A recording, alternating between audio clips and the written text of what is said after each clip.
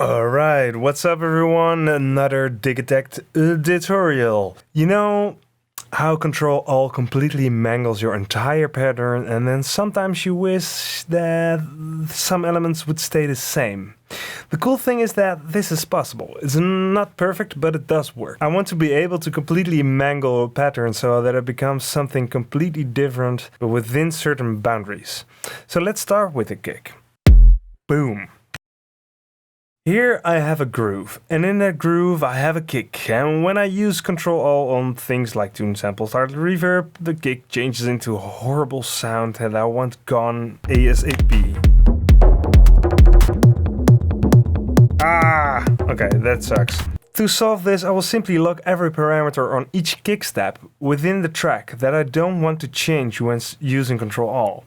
I'll do this for every step and then copy that step to all other steps containing a kick. So as you can see here in this groove, I have tune sample, tune locked, length locked, loop locked, and sample slot locked, because I want this kick to remain the same, pretty much. The same goes for things like the filter. Most of the time I do this for the amp envelope as well, because when I shorten it or when I add a tag with Control-Alt, the kick changes and I don't want that. I do want to keep some things unlocked so that happy accidents can happen even to the kick. So now I just copy it to every other step, and of course you can then go ahead and copy it like this and then copy it like this, so you don't have to do it one by one. So when I play with Control-Alt on the kick now, it will stay the same.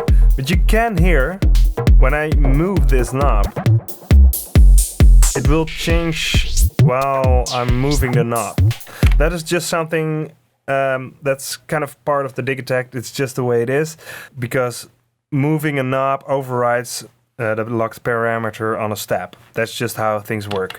So far during live set and everything, I didn't find it that annoying actually. It has a kind of a cool effect most of the time. As long as you don't move really slowly, like. But even then, you can use that to your advantage, like going.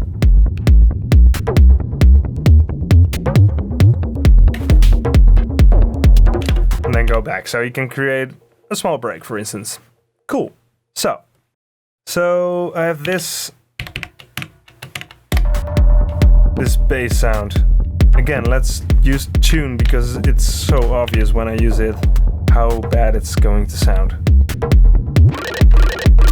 Okay, that's horrible. Stop. That's that sound. So here again, it's a 4-step sequence, so it's fairly easy to just press all the steps, lock that tune on these steps, as well as the start of the sample, and let's lock down the filter as well, and the amp envelope. Yeah, that's fine. So now, when I use Control-Alt, it will change a little bit. But now you can hear how it actually is really cool. So you can create kind of like little.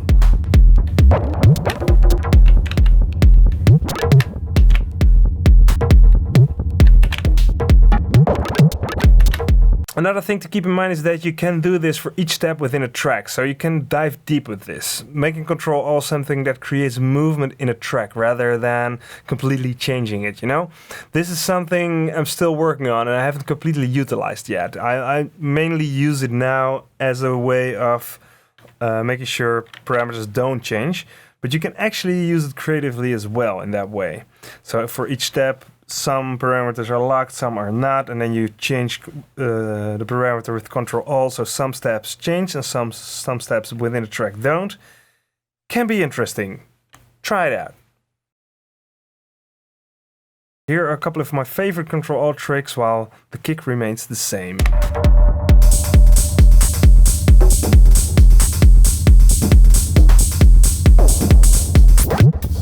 Tune high. You can hear the rhythm is still going, but it's really subtle now. Okay, let's go back. Let's try tune down. That doesn't sound that good, but when I shorten the amp envelope,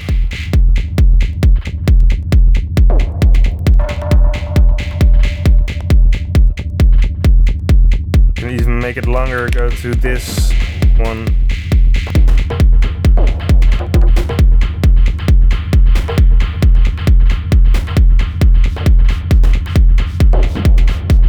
So, there I changed the amp envelope of individual tracks to kind of bring them back. So you can really play with that. So let's return and let's go to play mode, which is another really cool one. Let's sweep it all the way to the left and you'll get a reverse trick. Bam! See, that's so cool. Okay, so another cool way of playing with this is going to the reverb loop mode and shorten the length.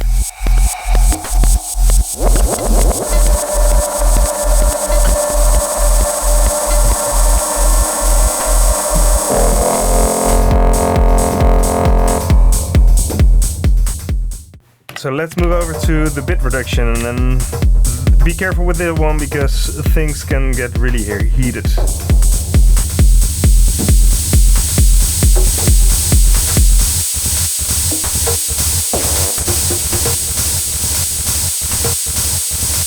Play with the reverb. Awesome. Alright, so let's move on to the sample slot. Okay, so this one is, I think, one of the best to find new kind of grooves. So let's just hold track and scroll through.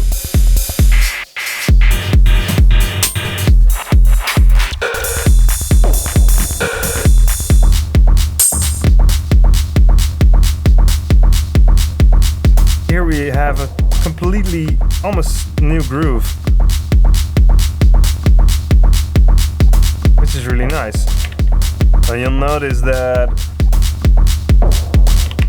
this is now a clap. Normally I have a clap here, but you can simply copy things over to line it up again. But this is one thing I do to find new grooves that I wouldn't find otherwise, because it creates happy accidents all the time, so that's really nice. So next up is start and length, and you can create some really cool breaks with this.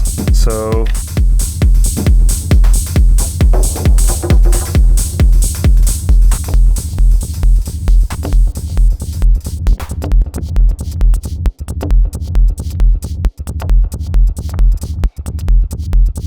just a completely, and the kick isn't even locked for this one.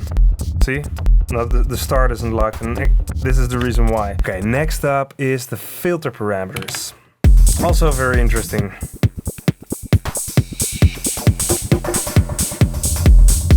Especially for creating breaks when on high pass filter mode.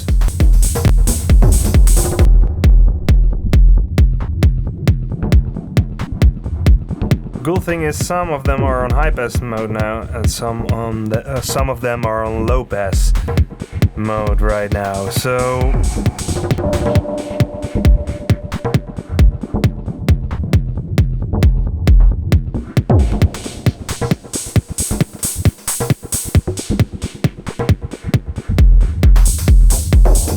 that way you can create some cool breaks. Yeah, next up is, and that's just simply using the delay with Ctrl-Alt, and you get this really roomy thing, and then go back to normal. And revert back. And revert back. So that way you can make patterns that keep on moving, because the delay adds a lot of like groove to it and space. So adding that every now and then, yeah, it's really nice to keep things interesting. One thing that can become very weird is when you start using the LFO with Ctrl, and weird things can happen.